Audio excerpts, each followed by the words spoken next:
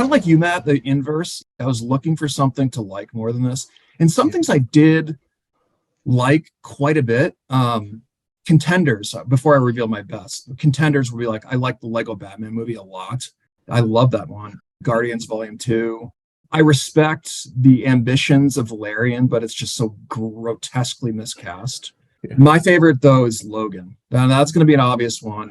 A brutal and bleak superhero film that takes its characters and its themes truly seriously. I think it elevates the genre past what can be spectacle. Like, we've seen this in the past. You're giving me a thing. It elevates the genre, which is the genre being the superhero film, past spectacle, and it's something that resembles or art, maybe even like poetry in some moments. It was and is, to me, the first X-Men movie that doesn't bottom out with endless expensive, or even one of the first superhero movies that doesn't bottom out with like endless expensive CGI battle scenes. It's quite leisurely in many respects, even minimalist, which I thought was like quite beautiful. It's very minimalist, which is a very interesting choice for this type of film. I can't remember how well it did, but I thought when I saw it, it was very conspicuous to me, like how minimalist it was and how beautiful that made it. You know, one of the organizing themes you guys will find basically a quintessential Western. It's a sad outlaw road. Yeah, like a road movie. Well, Matt, we talked about this when we talked about Supergirl. One of the things that appeals to me immediately was the fact that it's based on the Clint Portis novel. And so I just love that kind of stuff. And here we have like a really sad kind of outlaw road movie dressed up in superhero drag. It's a Western in the best sense of the tradition. You probably guys don't know about this. Characters in our culture like Wyatt Earp and Jesse James, those characters, Logan in this case, has lived long enough to see his checkered exploits of his past transformed into myth in real time. And so he's confronted with this, his own legend in this film, in the pages of like gas station comics. I thought that was so extremely poignant. It succeeds, not unlike Guardians 3. Some of the pinnacles of the superhero genre is like, it's a standalone film that is not burdened by continuity and canon. But all that's there. It's just implied in Hugh Jackman's performance. It leaves all the X-Men canon implied, and it resists at all times when it could be so easy. It resists callbacks and cameos on this entirely. Jackman's performance carries so much that's implied and unsaid. Like I said, it carries the weight of all of his other Wolverine appearances, though it's unspoken. It's implied in his because of grizzled performance. Notwithstanding its extreme violence, it somehow maintains the core X-Men themes, core of the films, core of the comics, of hope, inclusion, family, generational torch passing, even its darkest and most violent moments. And it manages to deliver all the visceral goods that you want out of an X-Men movie, especially a Wolverine movie. You get all the hardcore action scenes that the fans demand, and I want to see, while still functioning as a thoughtful and frankly poignant dramatic film. I love this movie. Yeah. I was so surprised, Tim. I set out with the objective of this not being my favorite because, but it is.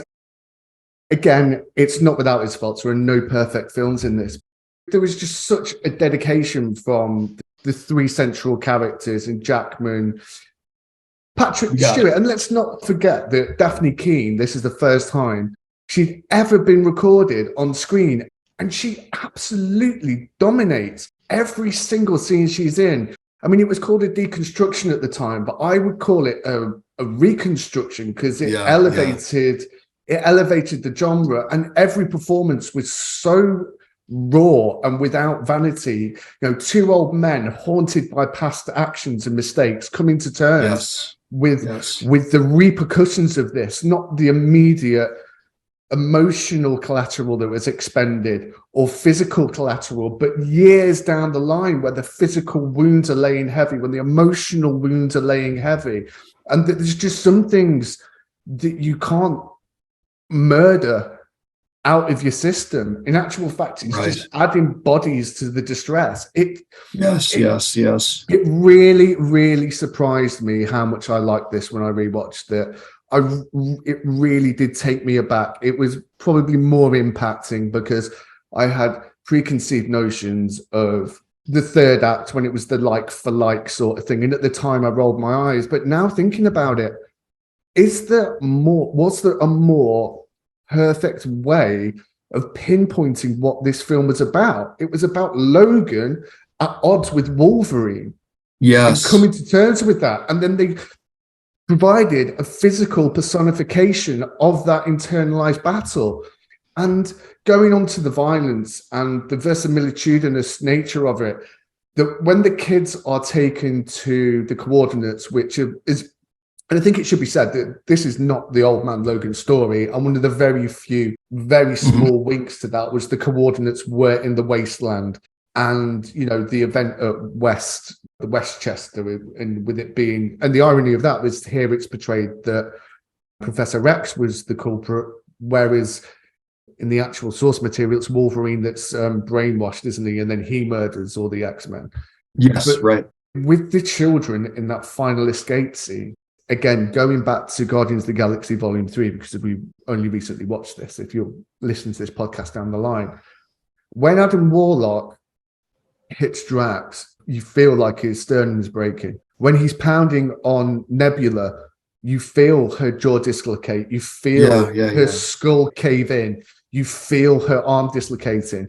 When the little girl blows cold air onto that bloke and his arm freezes and then it breaks, you almost feel your own forearm splinter. It wasn't just graphic violence. It wasn't the extent of the violence. It was the realism, the visceral nature of it. I was really surprised how much I liked this revisiting it. I think this is one of the, possibly the great masterpiece of the form, the superhero form. It works as, it's a very, very successful human drama. You don't have to add the superhero label to that. Like, you don't have to add the adjective. It is a very successful drama. Yeah, I love this movie.